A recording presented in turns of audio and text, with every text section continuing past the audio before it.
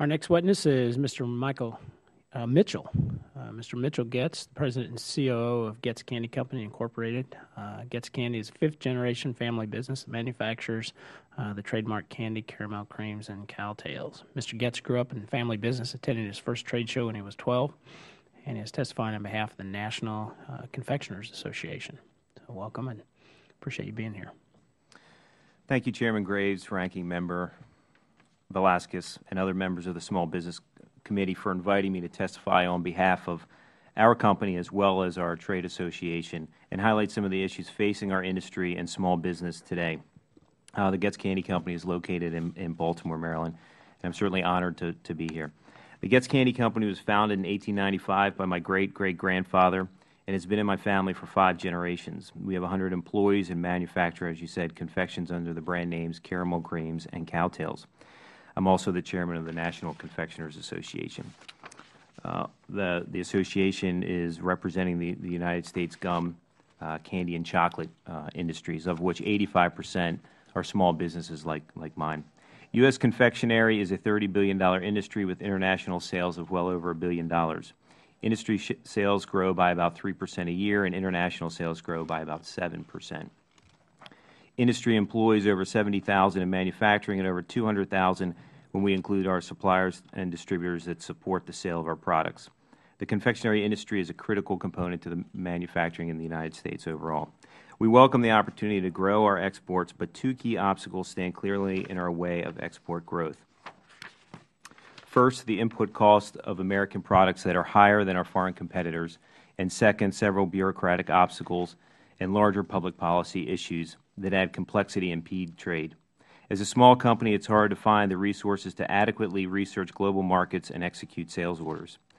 Input costs drive a small company's ability to export our goods and present an extreme challenge. Sugar is the most widely used ingredient in the confectionery industry, but the current U.S. sugar policy is woefully outdated. The current law allows only about 15% of sugar to be imported, and what we are forced to buy domestically from a handful of sugar suppliers is priced at twice the world price. Actually, we got a price increase yesterday from the top 3 U.S. suppliers of sugar, and it's officially doubled over the last 3 years, the price per pound. And the artificially high price of sugar directly drives the price of all other agricultural materials we buy. To be able to compete, companies today are moving operations to Canada and Mexico to avoid the U.S. sugar restrictions and take advantage of lower business operating costs. We need reform to the outdated sugar program now. Healthcare expense has dramatically increased over the past 10 years. Goetze's cost to provide health care to our employees has risen 2.5 times, pushing our rate from $182 to $465 per employee per month. We need to address the uncertainty of health care and the abuse of the system, or companies like mine will be forced to raise employee contributions or, worse, drop health insurance altogether. All goods need to be transported to our ports on our coast to be exported. Transportation costs are roughly 10% of operating costs for our industry, and the freight cost per pound shipped has risen by 15% in 2 years. That increase, along with a rise in diesel fuel price surcharges, have led to a 34% increase in overall shipping costs for us. We advocate for increasing the truck weight limit to offset enormous transportation costs associated with the diesel fuel index. The U.S. government provides some great services to business, but the promotion of these services offered must be increased. The Foreign Agricultural Service has been particularly instrumental through their market access program known as MAP. We certainly support continuing MAP funding. I would like to point to the U.S. Department of Commerce Gold Key program, which was mentioned earlier, that could be a good model for use in the agricultural sector, which it does not apply to us. A similar program would help us with basic steps of how to export, and would be very helpful and make entering new markets less intimidating. On a broader policy scale, 95% of the world's population lives outside the United States, and what an enormous opportunity for exporting small goods manufactured here. If tariffs were reduced by 10% to our top 17 export markets, NCA estimates that we could see more than a $14 million increase in U.S. export sales of confectionery goods.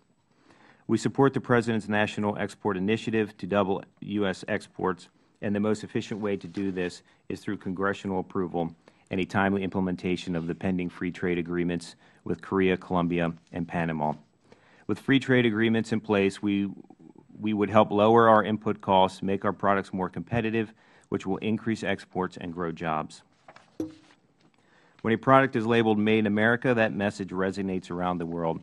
I believe that we can grow U.S. manufacturing, but only if we consider a careful balance of reduced domestic regulatory burdens, smarter and more competitive supply management, increased marketing of government resources, and have the policies in place to not only allow our products to enter new markets, but to be able to enter those markets at a competitive price. In conclusion, owning and running a small company today, small confectionery company today, is far more challenging than even my grandfather could imagine. It has become so complicated and challenging at times that I forget that I'm just manufacturing candy. There are many bureaucratic obstacles to overcome in order to even ready one's product to be able to break into an international marketplace and grow exports. I'd like to say that our national export strategy is working, but with the ever-growing obstacles and challenges, I cannot. Again, thank you for inviting me to share my perspective, and I look forward to working together to find solutions to resolve these issues, and I'm happy to answer any questions.